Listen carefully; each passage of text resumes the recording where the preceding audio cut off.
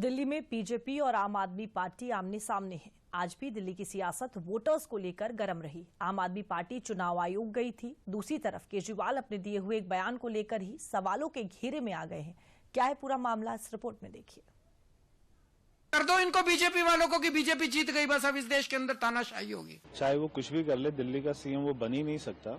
वो पार्टी अपना गरेबान झांके और देखे कि पूरी तरह से दिल्ली अंधेरे में है। और लिए भी मैं चुनाव आयोग का बहुत बहुत शुक्रिया अदा करना चाहता हूं। देश की राजधानी दिल्ली चुनाव में सियासत का हाल इन दिनों किसी फिल्म से कम नहीं है। एक तरफ नामांकन का दौर जारी है तो दूसरी तरफ सियासत में नए नए एंगल देखने को मिल रहे हैं। अब दिल्ली के चुनाव में झुग्गी वाला दाव आ गया है।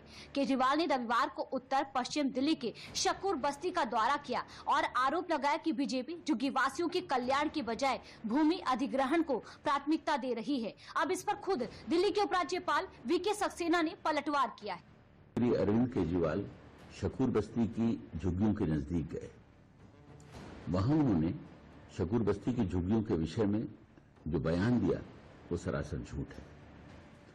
उन्होंने 27 दिसंबर की डीडीए की बैठक का हवाला देते हुए कहा कि एलजी ने इस जमीन का लैंड यूज चेंज कर दिया है। डीडीए ने न तो इस बस्ती का लैंड यूज चेंज किया है और न ही डीडीए ने कोई इविक्शन अथवा डिमोलिशन नोटिस दिया है।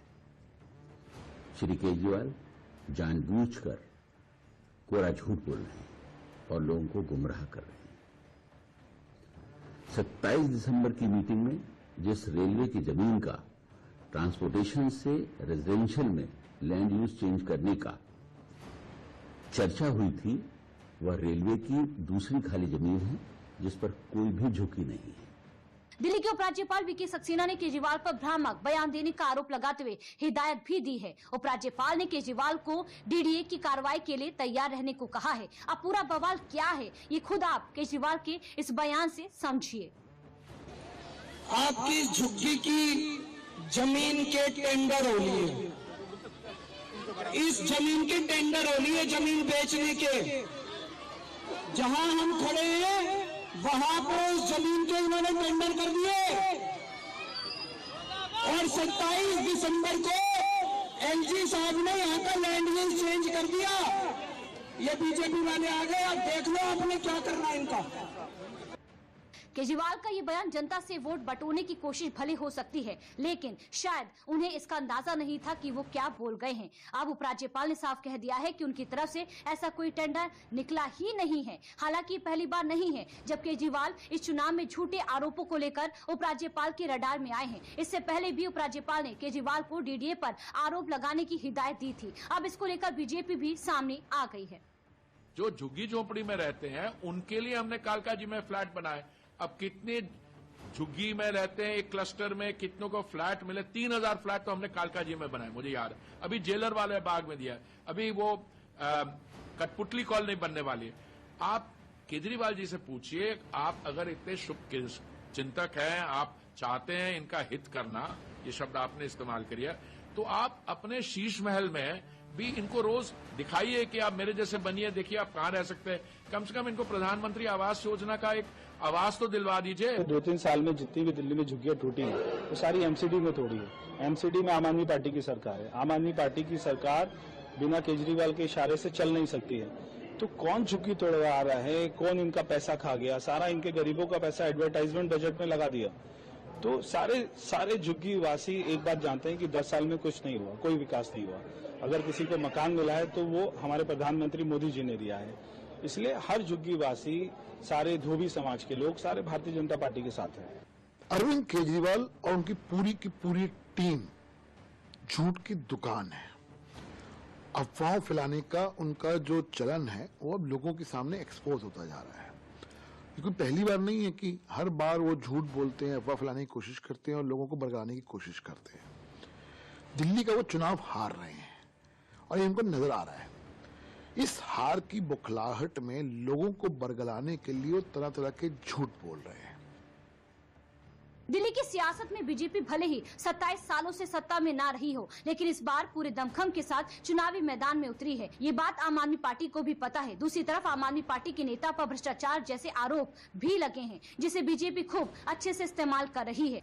अब आम आदमी पार्टी इन सब के कारण बैकफुट पर है, लिहाजा आरोपों के तीर केजरीवाल इस हिसाब से चलाने में लगे हैं कि वोटर्स उनकी तरफ आ जाए। सोमवार को अरविंद केजरीवाल ने एक बार फिर फर्जी वोटर के मुद्दे को हवा दी है, जिसमें अधिकारी और चुनाव आयोग दोनों पर बड़े आरोप लगाए गए। हालांकि जब चुनाव आयोग ने उनके मन मुताबिक काम किया तो यही चुनाव आयोग केजरीवाल पलट गए। तो यहाँ चुनाव आयोग पर केजरीवाल पलट गए। पहले आप ये सुनिए, फिर आगे की कहानी भी बताते हैं। मुझे एक पत्रकार ने बताया कि उन्होंने लोकल डीएम से पूछा, local DM district electoral officer होता है, उस लोकल डीएम से पूछा कि आप इसका क्या कर रहे हैं। तो मेरे को उस पत्रकार ने बताया कि लोकल डीएम का जवाब था कि भाई साहब एमपीज के घर में माली भी होते हैं, नौकर भी होते हैं, फलाना भी, तो इसका मतलब डीएम मन बना चुका है कि इस खेल में डीएम भी शामिल है। ये क्या है? इलेक्शन कमीशन भी मिला हुआ है। हमने सुबह ही टाइम मांगा था और अभी आने के पहले जस्ट पहले हमारे पास उनका फोन आया और उन्होंने इतने शॉर्ट नोटिस पे हमें मिलने के लिए बुलाया। इसके लिए हम चुनाव आयोग का बहुत बहुत शुक्रिया अदा करना चाहते हैं। एक अच्छी खबर यह है कि चुनाव आयोग ने अवध ओझा जी के नॉमिनेशन वोटर को शिफ्ट करने के आदेश दे दिए हैं।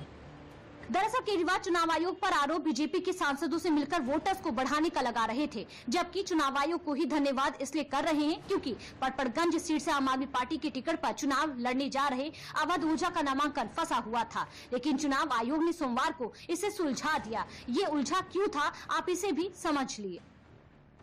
दरअसल पूरा मामला अवध ओझा का वोट दिल्ली शिफ्ट करने का था। अवध ओझा का वोट ग्रेटर नोएडा में था। नामांकन के लिए जरूरी था कि वोट भी पड़पड़गंज ट्रांसफर हो। वोट ट्रांसफर कराने को लेकर आम आदमी पार्टी सोमवार को चुनाव आयोग गई थी। अब अवध ओझा ने 15 जनवरी को अपना नामांकन पत्र भरने की बात कही है। केजरीवाल फर्जी वोटर्स पर बयान देने को लेकर विवादों में भी रह चुके हैं, लेकिन इसके बावजूद उनके आरोपों का सिलसिला रुक नहीं रहा है, जिस केजरीवाल की सोची समझी रणनीति मानी जा रही है, जिससे दिल्ली का बाहुल्य वोटर उनके पक्ष में आ जाए। लेकिन बीजेपी भी इस बार के चुनाव केजरीवाल के खिलाफ उन्हीं के अतीत पर सवाल उठा रही है। चाहे वो कुछ भी कर ले, दिल्ली का सीएम वो बन ही नहीं सकता, क्योंकि वो आज भी उसका स्टेटस एक तिहाड़ जेल के आरोपी की तरह है। अभी वो जमानत पे बाहर है, बेल पर बाहर है, तो आज भी उसके ऊपर में केस चल रहा है। और जब उसको बेल मिली तो सुप्रीम कोर्ट ने एक कंडीशन लगाई कि ना तो वो अपने सचिवालय जा सकता है, ना सीएम ऑफिस में जा सकता है, ना अधिकारियों से कोई भी एक भी फाइल पर कोई भी साइन नहीं कर सकता है। तो जो व्यक्ति साइन नहीं कर सकता फाइल पर, जो अपने सचिवालय नहीं जा सकता, तो वो एक भी दिन का सीएम नहीं बन सकता है। पार्टी ने, आतिशी की पार्टी ने दिल्ली को अंधेरे में ढकेल दिया। जिस पार्टी ने दिल्ली में केवल शराब की नगरी बना दिया, दिल्ली में से शासन प्रशासन नाम की कोई चीज ही नहीं रही, वो पार्टी अपना गरेबान झांके और देखे कि पूरी तरह से दिल्ली अंधेरे में है और इस बार दिल्ली में कमल खिलने जा रहा है।